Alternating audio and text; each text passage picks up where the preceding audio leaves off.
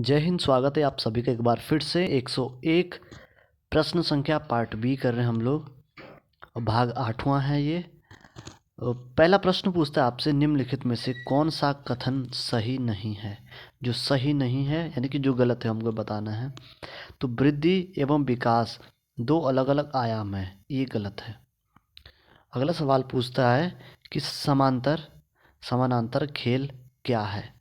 समानांतर जो खेल है वो छोटे समूह में सहभागित्व है, उसको बोलते हैं। Option B. निम्नलिखित में से कौन सी कार्य सूचक क्रिया भावात्मक पक्ष की नहीं है। जो नहीं है वो हमको बताना है। तो जो ऑप्शन सी है आप देखेंगे, फर्क करना। तो ये ऑप्शन सी वो सही जवाब है इसमें। स्मृति स्तर के शिक्षण वर्तमान के प्रतिपादक इनमें से कौन है, वो हमको बताना है। जॉन एफ टर्बर्ट, ऑप्शन ए इसका सही जवाब बता रहा है।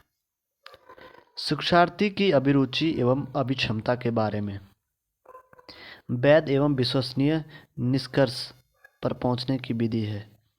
कौन सी इनमें से है, वो विधि है सभी इनमें से। तो वस्तुनिष्ठ प्रेक्षण विधि, प्रयोगात्मक विधि, अंतर्निरीक्षण विधि, तो ये सभी विधियां हैं। बालकों में व्यक्तित्व भिन्नता के लिए निम्न में से कौन सा कारक जिम्मेदार है। भिन्नता के लिए बुद्धि, ऑप्शन बताया गया। बाह्य आवास के आधार पर व्यक्तिगत का वर्णन कहा जाता है, वो सतही दृष्टिकोण, ऑप्शन बी सही जवाब है इसमें। व्यक्तिगत भेद पाए जाते हैं, जो व्यक्तिगत भेद हैं वो पाए जाते हैं किसमें, इन सभी में पाए जाते हैं। बुद्धि स्तरों में पाया जाता है और गतिवाही योग्यता में, अभिवृत्त में, तो सभी में। बुद्धि लब्धि संप्रत्यय विकसित किया, किसने ये किया है, ये टर्मन ने किया सबसे पहली बार। प्रगतिशील परिवार में बच्चों में अपेक्षाकृत कौन सा प्रेरक अधिक प्रबल होता है। इनमें से उपलब्धि जो होता है ये सबसे ज़्यादा अधिक प्रबल होता है। सामान्य तथा विशिष्ट कारक सिद्धांत का प्रतिपादन किसने किया था। इनमें से स्पेयरमैन ने इसका प्रतिपादन किया था, सामान्य और विशिष्ट कारक सिद्धांत। तनाव को कम करने के अप्रत्यक्ष ढंग कौन से कहलाते हैं या क्या कहलाते हैं, वो रक्षात्मक यांत्रिकता कहलाती है। आप अगला सवाल हम देखते हैं इसमें कि मस्तिष्क की संरचना तथा कृत्यों पता है, कृत्यों में विभेद का परिणाम होता है। इनमें से ऑप्शन हमको भरना है डिसलेक्सिया, ऑप्शन सी वो सही जवाब है इसमें। और निम्न में से कौन सा मूल्यांकन का सही प्रकार नहीं है। जो सही प्रकार नहीं है वो मानक, ऑप्शन जो ए है वो सही जवाब है इसमें। निम्न में से कौन सा मूल्यांकन के त्रिकोण का भाग नहीं है। जो त्रिकोण का भाग नहीं है वो शिक्षण अनुभव है, ये त्रिकोण का भाग नहीं है। बाकी मूल्यांकन, अधिगम अनुभव और शैक्षिक उद्देश्य ये सभी इसका भाग होता है। वातावरण पर वह बाहरी शक्ति है जो हमें प्रभावित करती है, ये किसने कहा, तो ये कहा है रॉस ने। किसने कहा, रॉस ने कहा है। तर्क जिज्ञासा तथा निरीक्षण शक्ति का विकास होता है। उसकी आयु बताई गई है कितनी, इसकी आयु बताई गई है 11 वर्ष, ऑप्शन बी सही जवाब है। शारीरिक विकास का क्षेत्र कौन सा होता है। शारीरिक विकास का जो क्षेत्र होता है वो होता है, ये सभी होती हैं। स्नायुमंडल होता है, एंडोक्राइन ग्लैंड्स होती है, मांसपेशियों की वृद्धि होती है, ये सभी बताई गए। इस अवस्था में बालकों में नई खोज करने की और घूमने की प्रवृत्ति बहुत अधिक बढ़ जाती है। तो इसमें सही जवाब उत्तर बाल्यावस्था में सब होता है। निम्न में से कौन सा वंशानुक्रम का नियम नहीं होता है या नहीं है इनमें से, तो अभिप्रेरणा वंशानुक्रम का नियम नहीं कहलाता है। खाली स्थान हमको भरना है कि अवस्था तक बालक की दृष्टि एवं श्रवण इंद्रियां पूर्ण विकसित हो चुकी होती है। तो 3 से 4 वर्ष तक बताया गया, 3 से 4 वर्ष तक की अवधि में तनाव को कम करने के अप्रत्यक्ष ढंग कहलाते हैं। क्या कहलाते हैं? इसमें ऑप्शन जो दिए हैं बड़े मज़ेदार। तो तनाव को कम करने के रक्षात्मक यांत्रिकता जो वो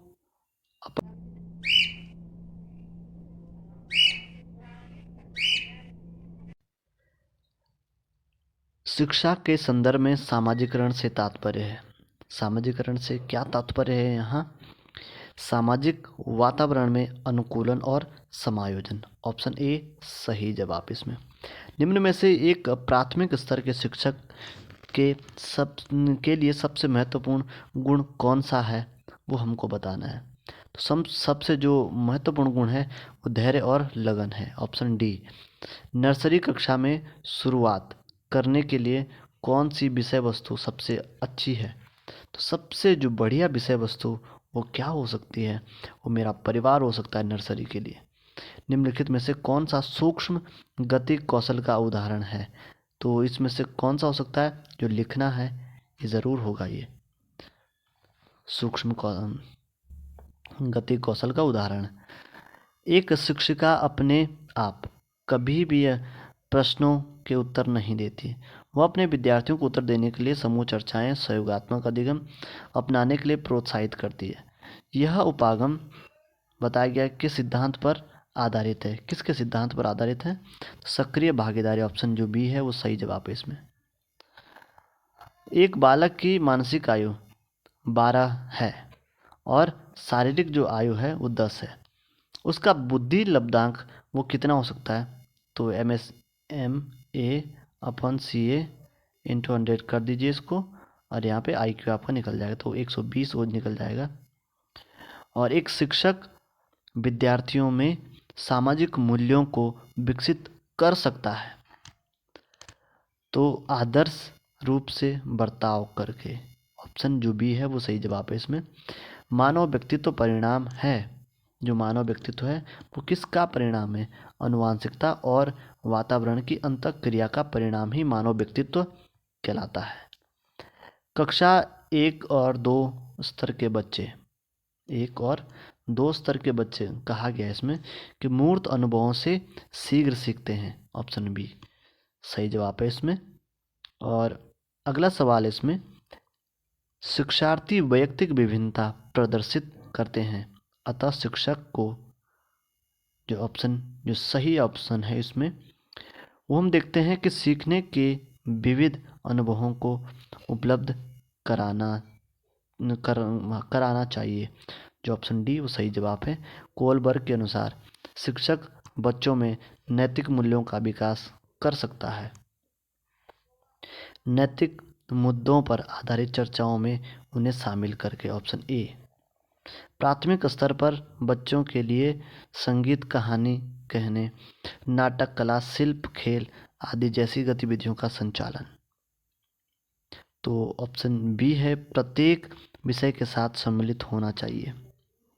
राज्य स्तर के एक एकल गायन प्रतियोगिता के लिए विद्यार्थियों को तैयार करते समय एक विद्यालय लड़कियों को वरीयता देता है। यह दर्शाता है, यह किस प्रकार की प्रवृत्ति को दर्शा रहा है इसमें? तो लैंगिक पूर्वाग्रह। ऑप्शन जो डी है वो सही जवाब है इसमें। निम्नलिखित में से कौन सा विकास का सिद्धांत है? जो विकास का सिद्धांत है, सभी की विकास दर समान नहीं होती है। तो जो ऑप्शन सी है इसमें सही जवाब है। यदि विद्यार्थी पाठ में रुचि न लेते हों तो शिक्षक को कहना चाहिए कि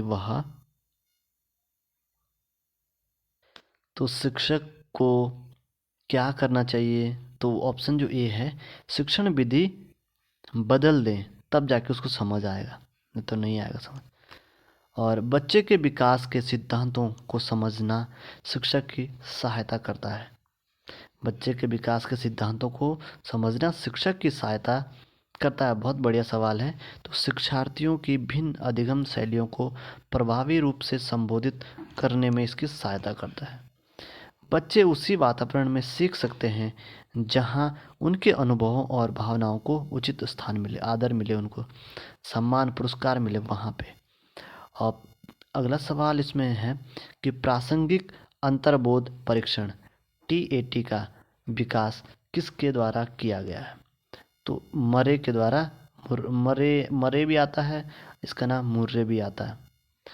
तो ऑप्शन सी है वो सही जवाब है। और मनोविज्ञान का शिक्षा के क्षेत्र में सबसे बड़ा जो योगदान है वो किसका है? तो बाल केंद्रित शिक्षा का, ऑप्शन जी डी सही जवाब है।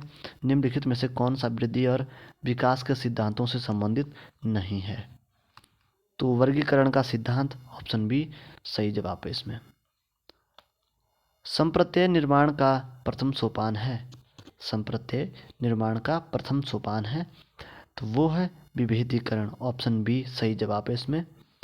और निम्न में से किस विधि का उपयोग स्मृति के मापन के लिए नहीं किया जाता है?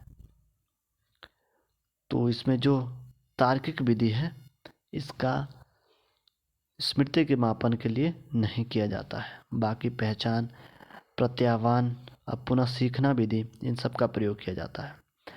बाल मनोविज्ञान का क्षेत्र बताया गया इसमें कि वो क्या है? गर्भावस्था से किशोरावस्था की विशेषताओं का अध्ययन, ऑप्शन डी। वह अवस्था जो कि माता के 21वें गुणसूत्र जोड़े के अलग न हो पाने के कारण होती है, वह कहलाती है। तो कौन सी कहलाती है? Down syndrome. डाउन सिंड्रोम इसकी वजह से। कोलवर्ग के अनुसार किस अवस्था में नैतिकता बाह्य कारकों द्वारा निर्धारित होती है? नैतिकता पूर्व पारंपरिक अवस्था, ऑप्शन ए है वो सही जवाब है। निम्नलिखित में से कौन सा एक सही क्रम है? जो सही क्रम इसमें से बताइए आप। वो अंडाणु, शुक्राणु और युग्मनज ब्लास्टोसिस्ट, ऑप्शन जो डी है वो इसका सही क्रम है। अंतर्मुखी, बहिर्मुखी तथा उभयमुखी व्यक्तित्व का वर्गीकरण किसने किया, किसके द्वारा किया गया? तो कार्ल युंग के द्वारा या जुंग इसके द्वारा किया गया। अवधान के आंतरिक अथवा व्यक्तिनिष्ठ निर्धारक हैं अवधान के? तो रुचि, लक्ष्य और अभिवृत्ति, ऑप्शन जो ये है वो सही जवाब है इसमें। व्यवहारवादी ने कहा है मुझे कौन से व्यवहारवादी ने ऐसा कहा कि मुझे नवजात शिशु दे दो, मैं उसे डॉक्टर, वकील, चोर या जो चाहूँ बना सकता हूँ? तो ये वॉटसन ने कहा, जे वॉटसन। और वह मापनी जिसमें अंतराल मापनी के समस्त गुण के साथ परम शून्य भी हो, वो कौन क्या कहलाती है? तो अनुपात मापनी, ऑप्शन जो डी है सही जवाब है इसमें। फ्राइड के अनुसार हमारे मूल्यों का आंतरीकरण में होता है, फ्राइड के अनुसार तो सुपर ईगो, ऑप्शन सी। और सांख्यिकी में वह रेखाचित्र जिसमें आवृत्तियों को स्तंभों द्वारा प्रदर्शित किया जाता है वह कहलाता है, क्या कहलाता है इसमें? स्तंभाकृति, स्तंभाकृति कहलाती है। विकास की किस अवस्था में बुद्धि का अधिकतम विकास होता है?